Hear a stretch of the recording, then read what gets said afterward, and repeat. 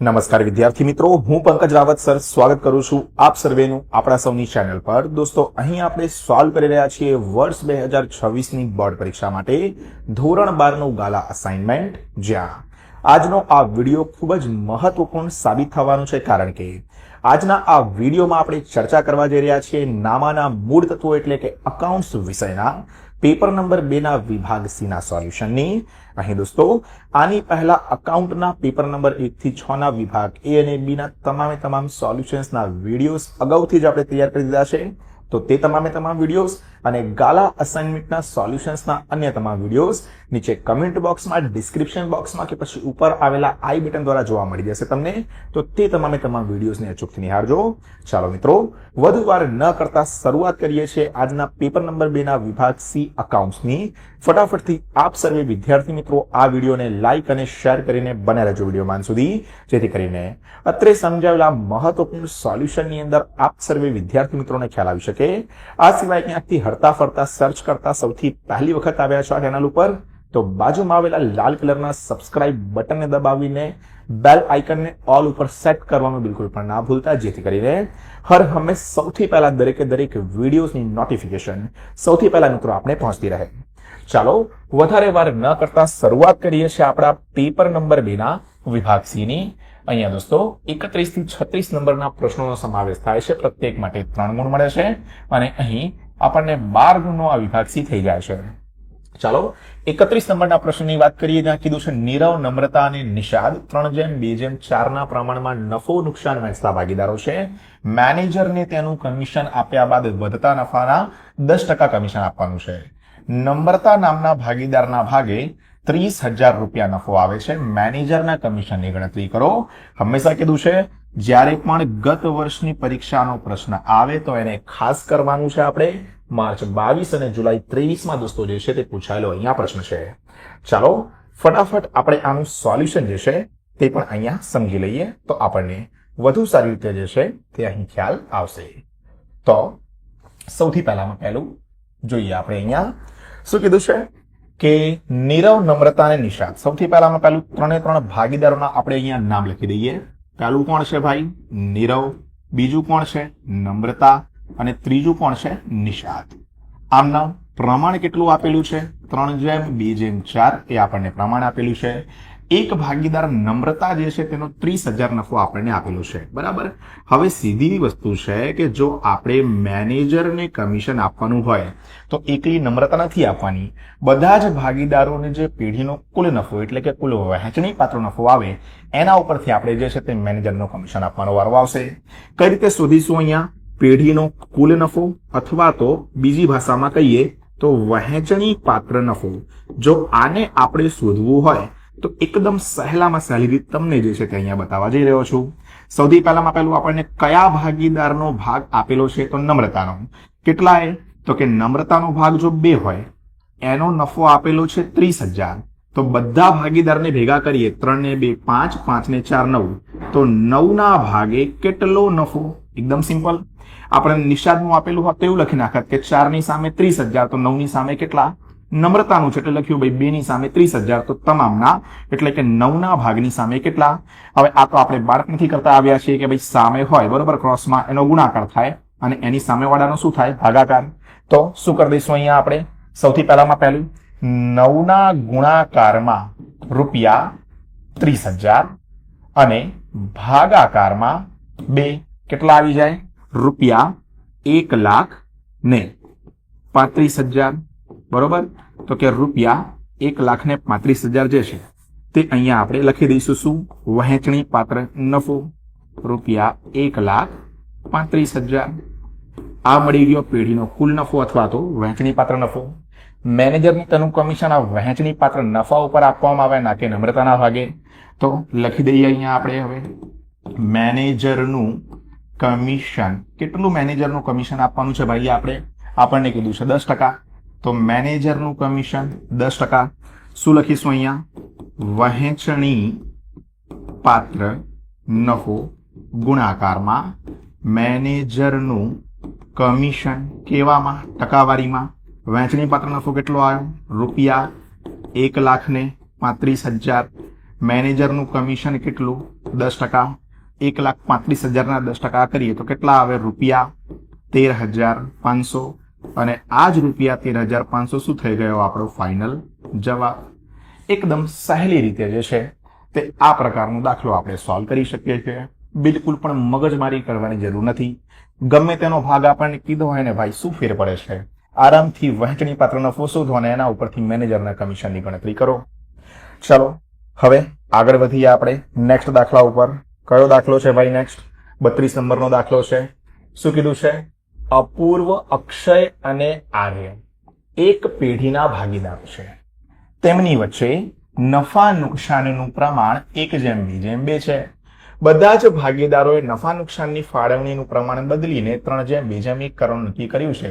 ભાગીદારોએ કરેલ ત્યાગની ગણતરી કરો. માર્ચ 2024 પ્રશ્ન. તો આપણા માટે કેવો ભાઈ? ખૂબ જ મહત્વપૂર્ણ. ચાલો સૌથી પહેલામાં પહેલું કામ શું કરીશું? આપણે ત્યાગનું સૂત્ર લખી દેવાનું. તો લખીશું શું?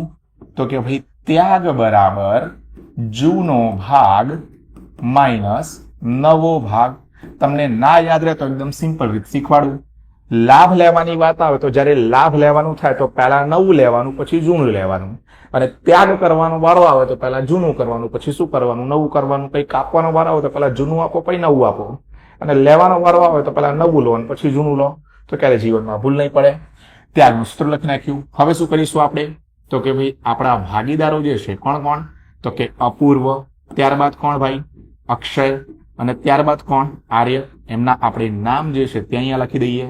ચલો જૂનો ભાગ. જૂનો ભાગ શું છે? 1:2. કુલ કેટલું થયું? 5. તો અપૂર્વનો ભાગ શું લખીશું? તો કે 1ના ભાગાકારમાં 5. એવી રીતે અક્ષયનો શું લખીશું? 2ના ભાગાકારમાં 5. અને આર્યનું શું લખીશું આપણે? સેમ 2ના ભાગાકારમાં 5. કેવી રીતે આવ્યું? કોઈ કહેતો 1+2 3, 3+2 કેટલા? 5. બધાનો ભાગ 5. તો કે પહેલાનો 1/5, બીજાનો 2/5, ત્રીજાનો 2/5. માઇનસ શું કરવાનો આપણે? નવો ભાગ. ફાળવણીનું પ્રમાણ બદલીને પછી આપ્યો એટલે 3, 2, 5 ને કેટલા? 6. શું લખીશું? 3ના ભાગાકારમાં 6. એવી રીતે 2ના ભાગાકારમાં 6. એવી રીતે 1ના ભાગાકારમાં 6. હવે કાં તો લસા લઈએ અને કાં તો સીધે સીધો ગુણાકાર કરી દઈએ. 6×5 કેટલા થાય ભાઈ? 30 થાય. અહીંયા પણ 6×5 30. અહીંયા પણ કેટલા? 6×5 30.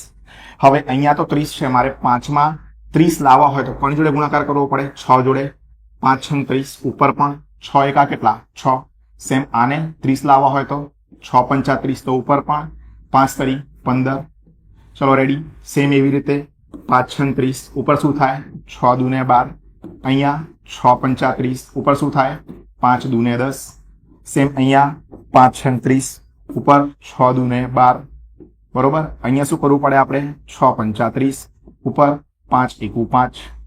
ચલો હવે પ્લસ માઇનસ ગણતરી રાખી દઈએ. સૌથી પહેલામાં પહેલું 6 માંથી 15 જાય તો શું જવાબ આવે આપણો? -9ના ભાગાકારમાં 30. ત્યારબાદ 12 માંથી કેટલા જાય? 10. તો 2ના ભાગાકારમાં 30. અને અંતમાં 12 માંથી 5 જાય તો શું આવી જાય? 7ના ભાગાકારમાં 30. બરોબર. તો આપણે શોધવાનું શું હતું? ત્યાગ. જે પણ શોધીએ એ જવાબ હંમેશા શેમાં આવે? પ્લસમાં આવે. એનો મતલબ આ ત્યાગ થયો, આ ત્યાગ થયો, તો આ શું થયો ભાઈ? તો કે લાભ થઈ ગયો. શું લખીશું આપણે? આપણે લખીશું અહીંયા કે અપૂર્વનો લાભ બરાબર 9ના ભાગાકારમાં 30. ત્યારબાદ અક્ષયનો ત્યાગ બરાબર 2ના ભાગાકારમાં 30. અને અંતમાં આર્યનો ત્યાગ બરાબર 7ના ભાગાકારમાં 30. તો ભાઈ આ રીતે 32 નંબરનો દાખલો પણ આપણે સોલ્વ કરી શકીએ છીએ. અને લાભ અને ત્યાગના ગણતરીની વાત કરે તો બિલકુલ પણ કન્ફ્યુઝ થવાની આપણે જે છે તે અહીંયા જરૂરિયાત નથી આવતી. ચાલો 33 નંબરના દાખલાની ફટાફટ આપણે ચર્ચા કરી લઈએ. શું કીધું છે 33 નંબરના દાખલામાં? કેલ્ક્યુલેટરની જરૂર નહીં પડે અહીંયા, તો આને આપણે થોડું બાય બાય કરી દઈએ.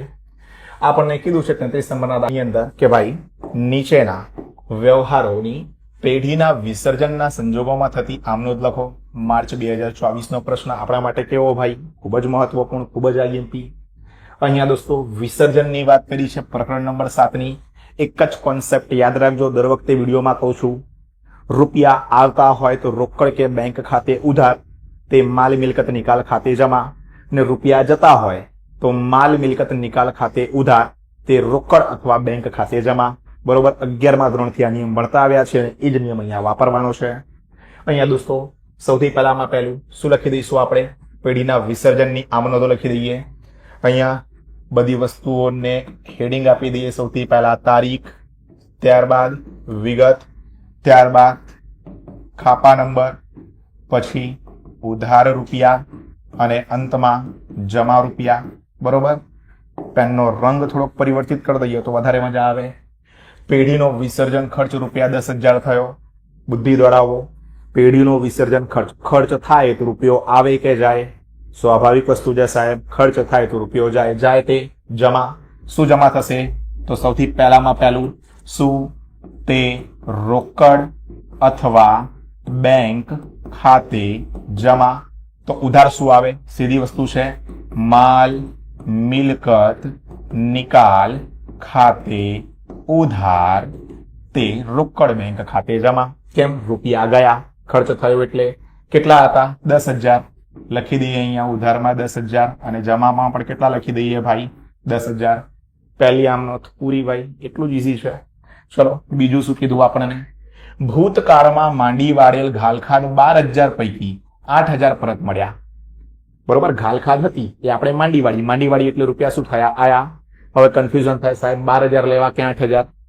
હતી 12,000 ની, મળ્યા 8,000. આપણને જે મળ્યા આપણે એનાથી જ મતલબ છે. આપણે 12,000 ભલે ને ગમે તે થાય, આપણને જે રૂપિયા મળે છે એનાથી મતલબ રાખવાનો. એટલે કેટલા મળ્યા ભાઈ? 8,000 મળ્યા એટલે શું આયા? આયા તે ઉધાર. શું લખીશું? રોકડ અથવા બેંક ખાતે ઉધાર. રિવર્સમાં શું આવશે? માલ મિલકત નિકાલ ખાતે જમા. બરોબર, તે માલ મિલકત નિકાલ ખાતે જમા. કેટલા રૂપિયા છે ભાઈ? 8,000. લખી દઈએ રૂપિયા 8,000. રૂપિયા 8,000. ભાઈ અઘરું જેવું હોતું જ નથી કોમર્સમાં. બસ વસ્તુમાં ફેર શેનો પડે? શીખવાડવાનો. શીખવાડનાર યોગ્ય મળે તો બધું આવડે, ના મળે તો ભાઈ અરે જ્યાદા બોલુંગા તો વિવાદ હો જાયગા. એક પેઢીના ચોપડે પાઘડી દર્શાવેલ નથી, પરંતુ વિસર્જનના સમયે તેના વેચાણના 40,000 ઉપજ્યા ને ભાઈ? તમે વેચ્યું, બરોબર, પાઘડી તમે વેચીને ઉપજ્યા તો આયા તે ઉધાર. શું શીખવાડ્યું અભિયાન? કે ભાઈ રોકડ બેંક ખાતે ઉધાર. રિવર્સમાં શું આવે? તે માલ મિલકત નિકાલ ખાતે જમા. કેટલા ઉપજ્યા હતા ભાઈ? 40,000. લખી દો અહીંયા શું ફેર પડે છે? રૂપિયા 40,000. રૂપિયા 40,000. તે ભાઈ પેઢીના વિસર્જનની 3 આમનોંધ થતી હતી, 3 તમને શીખવાડતી હતી.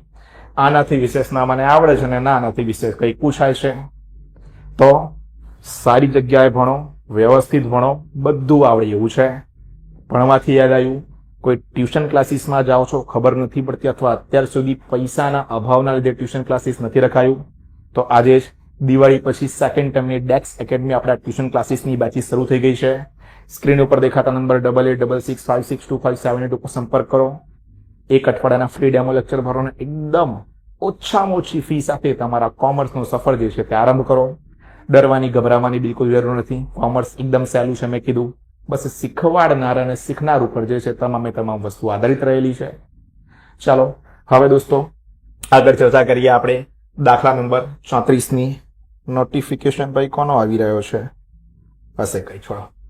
ચલો દાખલા નંબર 24ની આપણે ફટાફટ જે છે તે ચર્ચા કરી લઈએ.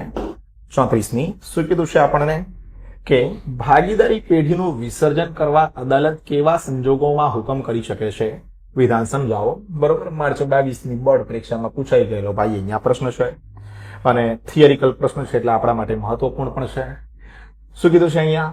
કોઈ ભાગીદાર અસ્થિર મગજનો થાય, કોઈ ભાગીદાર પેઢીમાં પોતાની ફરજ બજાવવા અશક્તિમાન બને, કોઈ ભાગીદાર પેઢીના હિત વિરુદ્ધ વર્તન કરતો હોય, કોઈ ભાગીદાર ધંધાની શરતોનો ઈરાદાપૂર્વક વારંવાર ભંગ કરે, કોઈ ભાગીદાર પેઢીમાંનો પોતાનો હિસ્સો અન્ય ભાગીદારોની સંમતિ વિના ત્રાહિત થર્ડ પાર્ટીને વેચી દે, આપી દે, કોઈ પેઢી સતત ખોટ કરતી હોય અને ખોટ સિવાય ધંધો ચાલતો તેમ ના હોય, અથવા અદાલત પોતાની રીતે કોઈ વાજબી કારણ આપે, તો આવા સંજોગોમાં પેઢીનું વિસર્જન કરવા માટે અદાલત જે છે તે શું કરી શકે ભાઈ?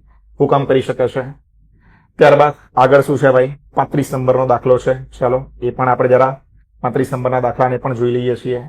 શું કીધું છે 35 નંબરના દાખલામાં? જુગલ લિમિટેડે 1/8/2020 ના રોજ ₹109.8 ડિબેન્ચર મૂળ કિંમતે બહાર પડ્યા. તારીખ 31/7/2025 ના રોજ ડિબેન્ચર દીઠ 120 ની કિંમતે પરત કરવાના છે. કંપની આ ચોપડે ડિબેન્ચર બહાર પડતી વખતે અને પરત કરતી વખતની જરૂરી આમનોંધ લખો, બાબત જે લખવાની જરૂર નથી. 1/8/2020 અને 31/7/2025 તારીખો ખાલી અહીંયા બદલી નાખજો, બરોબર? ચોપડીમાં પડેલો જ સમજે. અહીંયા શું લખી દઈશું? 1/8/2020, 1/8/2020 અને અહીંયા 2025 જે છે તે ખાલી આપણે છાપી દેવાનું છે. ચલો રહેવા દો ભાઈ, તમારા બદલ એ પણ હું જ કરી નાખું. શું કીધું અહીંયા? તો 2020 અહીંયા કેટલા? 2025 બસ. બાકી જેવું આપણને બોર્ડ ઉપર દેખાશે એવું બેઠું આપણે છાપી દેવાનું છે. સૌથી પહેલામાં પહેલું, અરજી અને મંજૂરીની આપણે આમનોંધ લખવી હોય તો બેંક ખાતે ઉધાર તે ડિબેન્ચર અરજી અને મંજૂરી ખાતે જમા હર હંમેશની જેમ ફિક્સ જ છે. કેટલાના ડિબેન્ચર? 8,000 રૂપિયાના ડિબેન્ચર 100 રૂપિયાના ભાવે એટલે કેટલા થઈ જાય ભાઈ? 8 લાખ. એવી રીતે મંજૂરી ખાતે ઉધાર, ડિબેન્ચર બહાર પડતા થયેલ નુકસાન ખાતે ઉધાર, 9% ડિબેન્ચર પરત પ્રીમિયમ ખાતે જમા. રકમો કઈ રીતે આવી જશે? 8 લાખ, 1,60,000, 8 લાખ અને 1,60,000 કઈ રીતે આવે ભાઈ? 8,000 ના ડિબેન્ચર 100 રૂપિયાના ભાવે આપણે શું કરી હતી ભાઈ? અરજી સમય લખ્યા હતા. ત્યારબાદ નુકસાન કેટલાનું થયું રકમ મુજબ? 8,000 ડિબેન્ચર 20 રૂપિયાના ભાવે નુકસાન થયું. 9% ડિબેન્ચર કેવા? 8,000 100 ના ભાવે અને 8,000 ના ડિબેન્ચર 20 ના ભાવે. ત્યારબાદ આપણે આગળની પરત કરવાની નોંધ લખી દઈએ. 9% ડિબેન્ચર ખાતે ઉધાર, ડિબેન્ચર પરત પ્રીમિયમ ખાતે ઉધાર કેટલા? 8 લાખ, 1,60,000. તે ડિબેન્ચર હોલ્ડર્સ ખાતે જમા, બંનેને ભેગા કરો તો 9,60,000 અને તમારા ડિબેન્ચર હોલ્ડર્સ ખાતે ઉધાર તે બેંક ખાતે જમા ₹9,60,000, ₹9,60,000. કોઈ કરામત નથી ભાઈ આની અંદર, સિમ્પલ ખાલી તો આપણે જે છે તે આમનોંધ ગોખવાની છે અને અંદર રકમો જે છે તે મુક્ત આવડી જાય તો ડિબેન્ચર વાળી આમનોંધ આપણી થઈ જાય. દોસ્તો ખાસ ઇન્સ્ટાગ્રામ ઉપર @પંકજ રાવત સર અને @ડેક્સ એકેડમીને ફોલો નથી કર્યું તો આજે જ ફોલો કરો, કારણ કે ઘણી બધી મહત્વપૂર્ણ અપડેટ્સ ઇન્સ્ટાગ્રામ ઉપર મળતી રહે છે. તો ઇન્સ્ટાગ્રામને અચૂકથી ફોલો કરો. આપણી હયા ચેનલ ડેક્સ એકેડમીને સબસ્ક્રાઇબ કરો, બેલ આઇકનને ઓલ પર સેટ કરો જેથી કરીને ભવિષ્યમાં આવનારા વિડીયોઝ આવી રીતે મળતા રહે. આ સિવાય મેં કીધું ગાલા અસાઇનમેન્ટના અન્ય ઘણા બધા સોલ્યુશન્સના વિડીયોઝ તૈયાર છે. કમેન્ટ બોક્સમાં જાઓ, ડિસ્ક્રિપ્શન બોક્સમાં જાઓ, ત્યાંથી એ વિડીયોઝ નિહાળો. કોમર્સ ભાઈ ઇઝી છે, બસ કરતા આવડી જાય તો આપણું કામ થઈ જાય. શું કીધું છે? રૂપાંતરની શરત પ્રમાણે ડિબેન્ચરના પ્રકાર સમજાવો. ભાઈ મને તો આવી રહ્યું છે જોર એટલે હું સમજાવવાનું નથી. હા, જવાબ તમારા માટે જે છે તે આપી દીધું છે, બાકી અડધા તો એમ વિડીયો સ્કીપ કરવાના છે એટલે કોઈ ફેર પડવાનું નથી. રૂપાંતરની શરત પ્રમાણે ડિબેન્ચરના બે પ્રકાર, રૂપાંતર પાત્ર કે કન્વર્ટિબલ ડિબેન્ચર, બરોબર છે, કે જે શેરની અંદર આપણે ફેરવી શકીએ. બીજું બિન રૂપાંતર પાત્ર નોન કન્વર્ટિબલ ડિબેન્ચર, બરોબર, શેર કે અન્ય કોઈ જામીનગીરીઓમાં રૂપાંતર થાય નહીં. અરે આ શેર રૂપાંતર વાળા એટલે કેવા? કન્વર્ટિબલ, જેને શેરમાં કે અન્ય જામીનગીરીઓમાં તમે રૂપાંતર કરી શકો. અને બિન રૂપાંતર પાત્રને એટલે કે નોન કન્વર્ટેબલને તમે શેર કે અન્ય કોઈ જામીનગીરીમાં રૂપાંતર કરી શકતા નથી. તે ભાઈ આની સાથે શું થાય છે? તો પેપર નંબર 2 વિભાગ સી અકાઉન્ટ્સ એટલે કે નામાના અમૂર્ત તત્વોનું થઈ જાય છે સોલ્વ. આશા રાખું છું કે વિડીયો જોવામાં મજા પડી હશે. મજા પડી હોય તો ફટાફટ મસ્ત એક લાઈક મારો. કોમેન્ટ બોક્સમાં જણાવો અને કયા વિડીયો જોઈએ છે. તમારા બેનપણી હોય, બેનપણા હોય, જે પણ હોય એમની જોડે વિડીયોઝને શેર કરો. ચેનલ ઉપર નવા છો સબસ્ક્રાઇબ કરવાનું બિલકુલ પણ ના ભૂલતા. પહેલા મેં ઘણી વખત કીધું અને ઘણા બધા વિડીયોઝ તૈયાર છે તેને પણ જુઓ. હાલ આ સાથે જ મારી વાણીને આપી દઉં હું વિરામ. મળીએ છીએ જલ્દી જ એક નવા વિડીયોમાં આવા જ કેટલાક મહત્વપૂર્ણ સોલ્યુશનની સાથે. ત્યાર સુધી થેન્ક યુ સો મચ. જય હિન્દ, વંદે માતરમ.